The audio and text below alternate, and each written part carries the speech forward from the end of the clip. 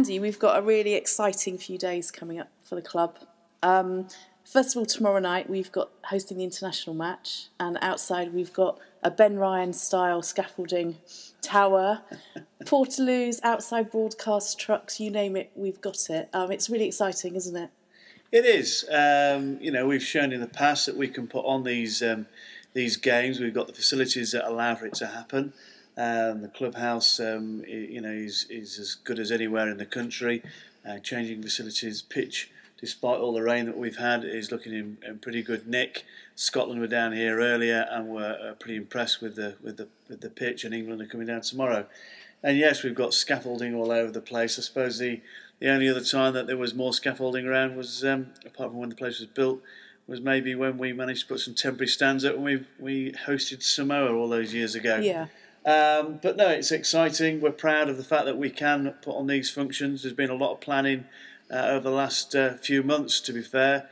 Steve Barnett has been chairing a committee that meets once a week to make sure that we do the job and we do the job properly. And so, future we can also bid for these sort of events again. But yeah, very exciting. Hope lots of people come down. They've certainly sold a lot of tickets pre-match. The weather's set fine.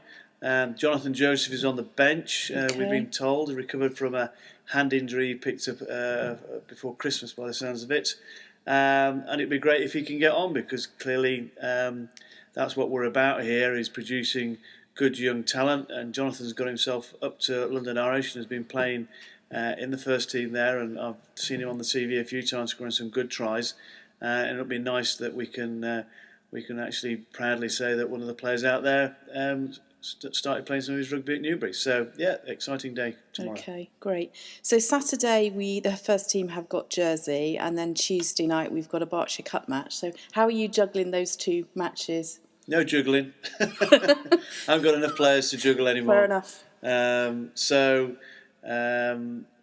Clearly Saturday is the first thing on our minds. The players over the last 2 or 3 weeks have been aware that there are 2 games to play in the space of 4 days, which is a little bit better than when we played Reading, when we had 2 games in 2 days.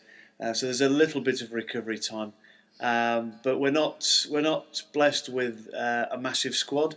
We're not blessed with a club at the moment that runs a first team, a second team and a third team. So we can't even call upon players from our second team, because there isn't a second team to call upon. So what we've got is what we've got.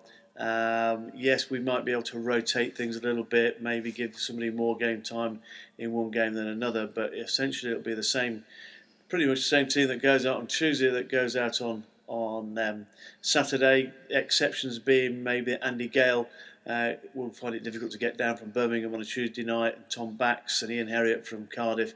So those with the longer journeys, we'll have to accept they're not going to be here, but the rest have made themselves available.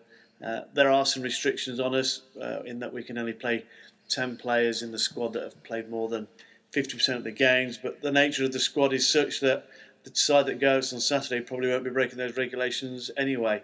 So, the Jersey game is first and foremost. They put 122 points on us when we went to Jersey for the day, and we're keen that doesn't happen again.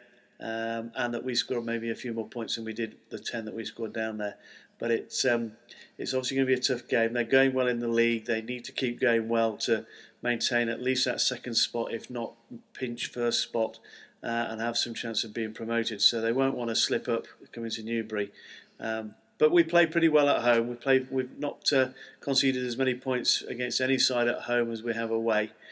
So we'll be looking to bounce back from last week, but just prove that the 122 was a one-off.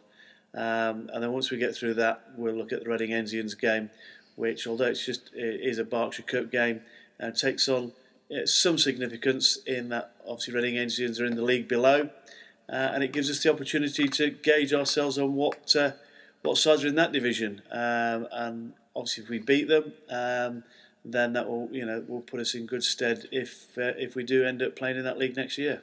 Okay, thanks, Andy.